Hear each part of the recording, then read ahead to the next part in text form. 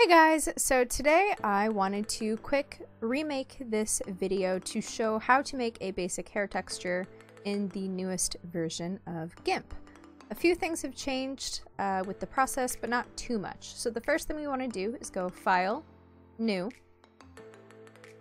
and we are going to make our image size 256 by 256.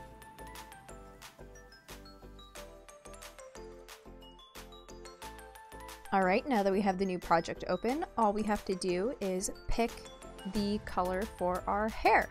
So, if, for example, we wanted red hair, I'm going to pick a deep red color and just fill the whole thing in.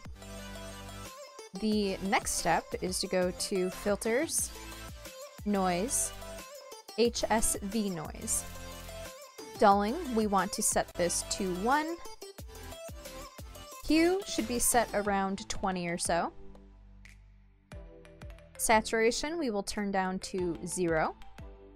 And then the value, we are going to turn up about halfway for this color. Some colors you want all the way, but for this one I'm only going to go halfway. Basically, you just want this grainy type of texture on your actual image.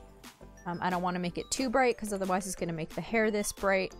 So I'm just going to kind of go in between to where it's not too bright, where I still have that darker red hue. Even as a quick example, I'm just showing a lighter color.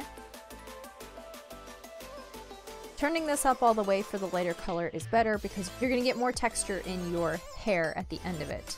It doesn't really affect the color too much. You'll see what I mean in a moment. It's not actually changing the hue of the blue, whereas the other one, when we turned up the value all the way, it was changing the red to a bright red instead of the darker red, so we only turned it up halfway. Hope that makes sense. The next step is to go to Filters, Blur, Motion Blur.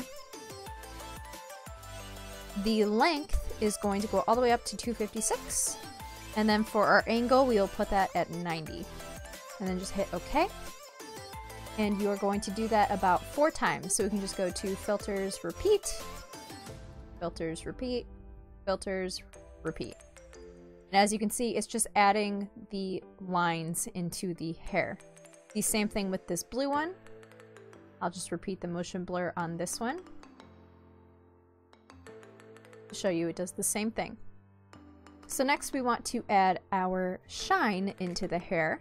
So I'm just going to create a new layer, and then I'm just going to take our rectangle select tool and make sure I'm on white, and I'll put a shine section about here. Might move that up just a little bit. And then I'll just fill that in with the white, and then I'll put another smaller one right about here. Okay, now I'll go select None and go to Filters, Blur, Gaussian Blur, and then I'll blur this at about 7. Then all I'm going to do is set my layer mode to Overlay. As you can see, it just adds a little bit of shine to it. Depending on the color, it's going to depend on the opacity that you set this at. I don't want it to be too shiny, I just want it to kind of look more natural. So I'm going to turn my opacity down about halfway. Now to add the darkness to the roots and the bottom of the hair, I'm just going to create another new layer.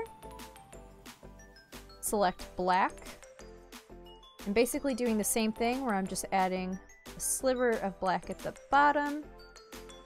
And I'll fill that in, and then another smaller sliver at the top for the roots. If you don't want darker roots, skip this step. But I typically like my hair to have like the little bit of shadowing darkness on the inner part of the hair.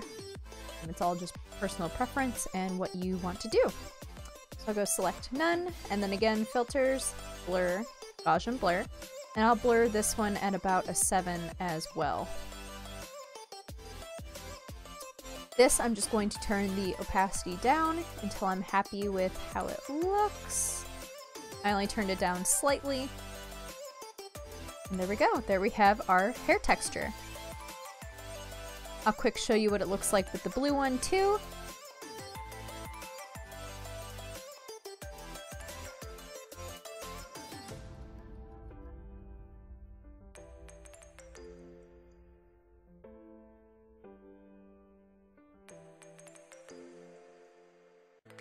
And there we go, we have our blue one done.